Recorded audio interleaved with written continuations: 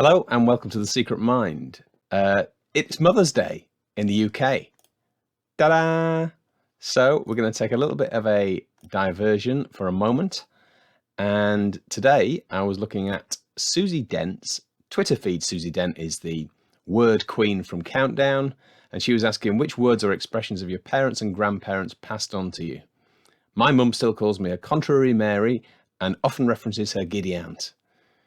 Okay, so I've got a couple for you, and I wanted to see how many other people shared mine and what common ground there was. So this is the selection I've picked for us. Here we go.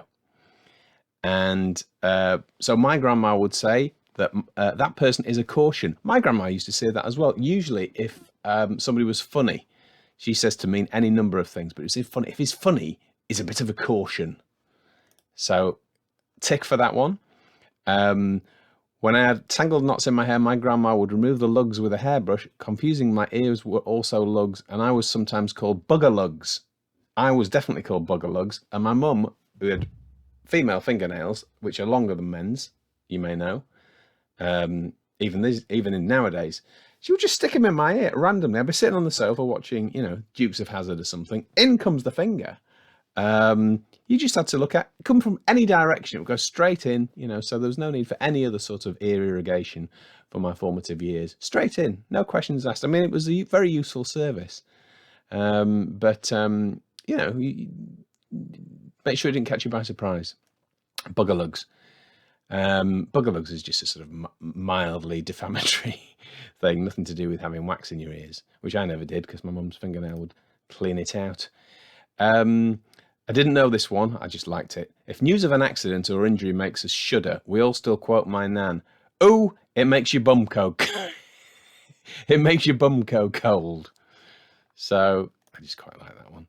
And this is a common one, we all know this one. My mum's favourite. Well, go to the foot of our stairs, or stairs, when some surprising news, revelation or event occurred, framed beautifully by the fact that we lived in a bungalow. Well, go to the foot of our stairs. Quite a common one, surely that must be. Now this one I've definitely heard of, but I can't remember who it used. It's pretty graphic. My mum was fond of saying, my stomach thinks my throat's cut, which is an alarming thing to hear as a young boy. I had sort of familiarity with that, but if your throat's cut, you can't eat. In other words, you're starving. Your stomach's wondering where the food's coming from. These are just ones I want to pass along. Then I want to talk to you about food, because the food is the big thing. Here we go. So when I would say to mum, what's for tea? This will be the standard answer, which she'd have got from her mum. Bread and bread sandwiches and plates of fresh air. Harsh. I know, it's harsh, isn't it? But fortunately, we have now evidenced the fact that I wasn't the only one. Rhiannon Edwards there. When my children were small and asked, what's for tea? My mother-in-law would always say air pie and a walk around the table. I mean, it's so beautifully cruel. Air pie and a walk around the table. Here we are. When we asked mum what was for dinner, her answer was bread and duck under the table. Bread and duck under the table.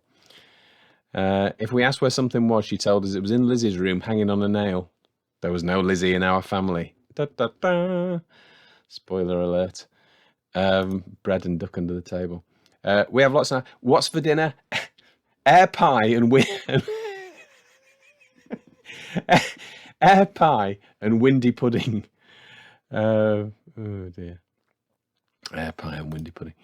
And my nan would say air pie with no crust and 2 slides each. Air pie with no crust and 2 slides each.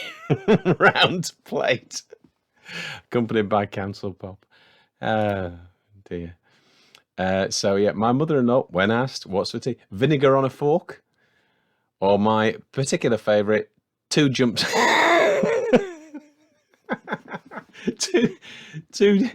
two jumps at the cupboard door. We used to get told if it's in the cupboard you can have it, if it isn't you can't. My mum would say shot lettuce, still don't know what that means. My nan would say My nan would say, shit with sugar on to this question. We used to get wait and see wait and see pie. It's so mean. When asked Gran used to say for tea, we're having a glass of water and a walk around the table, or shit with sugar on, depending on her mood. There we go. They're not the only ones. Jam and jam sandwiches and plates of fresh air. I got off lightly, I think, by the sound of things. A couple of Christmas ones. For some reason, every single year, my dad said, all he got me for Christmas is an apple, an orange, and a pair of socks. No idea why it's funny, but an old phrase. Everybody got that, didn't they? An apple and orange. But then what I loved is the reply. Better than better than 2 farts and an onion, which is my dad's favourite, along with a doll and a drum and a kick up the doll and a drum and a kick up the bum. Right, there we go. Now, I hadn't come across this one before. I liked it. It was, a lot of people said this one. It's about the weather. There's enough blue sky to patch a sailor's trousers, or a Dutchman's trousers. It is enough blue sky. In other words, not much, meaning the sun will break through eventually. There we are. Enough. I've always loved this one. In my family, it was enough blue sky to make a pair of Dutchman's breeches. Definitely Lancashire and a sailor. Yeah. So that's quite common. Enough blue sky to patch a sailor's trousers. Yeah. Now, one more. Where? Location. Here we go. Now, someone's got a great line. This is like the Lizzie earlier on. Someone was saying, my dad used the phrase, up in Nellie's room behind the wallpaper, if we ever asked him where something was. Up in Nellie's room behind the wallpaper. And they torment their kids with the same phrase, and so they should. Here we are, up in Aggie's house behind the wallpaper. And here we go. This one's coming up. I've got another one on this. If he was going out and we wanted to know this, my dad did this all the time. He's going to see a man about a dog.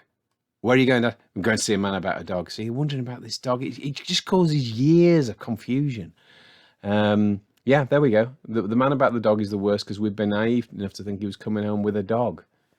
Yeah, it was just never explained. Just leaving that, dripping uncertainty in your life.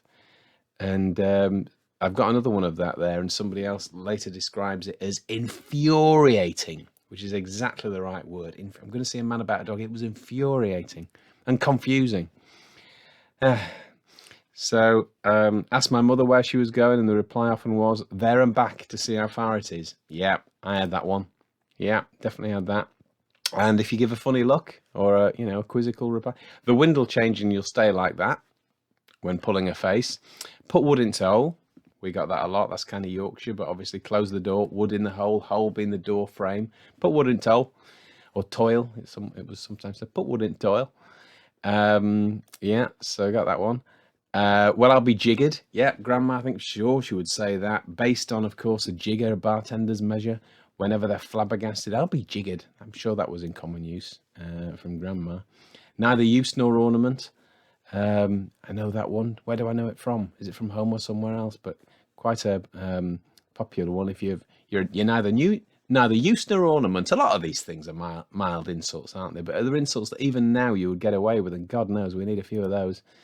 They don't get picked up for breaking some law or other. Here we are. Infuriating to see a man about a dog when he was asked where he was going. App. That is the word. Red shell bell. Infuriating. When Nelson gets his eye back. When he coming back? When Nelson gets his eye back. When are you doing something? Yeah, I've heard that one definitely. And that's a nice one. If there's a minor mishap or indiscretion, there are only ever one perfect bloke and they crucified him. That's quite a nice one. Needs a broad Lancashire accent for the proper effect. I can get away with the Yorkshire accent. So yeah, that's a nice bit of forgiveness in all this general, general mild meanness. My gran, when there was something surprising, always said, "Shocking, Mrs. Hocking," followed by "Awful, Mrs. Webb." And there were a few rhymey things like that, weren't there? We had peas. We had peas on the plate. It'd be peas, please, Louise. Someone would say it. Someone else would join in. So yeah, things that had a rhyme to them in rhyming couplets. So I kind of like that one. There's probably a lot more of them. And then there were ones that would tell you to be quiet. And I like that one. Two favourites. Save your breath to cool your porridge. Now, I was never exposed to that one, so I don't need counselling. But I like it. Save your breath to cool your porridge. Nice one. And my mum used to ask us if we'd been vaccinated with a gramophone needle when she wanted us to be seen and not heard because she couldn't hear herself think. Have you been vaccinated with a gramophone needle? Excellent. When's, and there's one more here. What have I got here? Oh yeah, since the old king died. We haven't had trifle since the old king died. Now we've got a new king now, so that might be either back in fashion or totally out of fashion. Well, thank you, mothers everywhere. Let's keep these phrases going and keep using them and confusing people. In the meantime, thank you to my mother. Thank you to mothers everywhere. Happy Mother's Day to the world. Even if it's not Mother's Day when you are.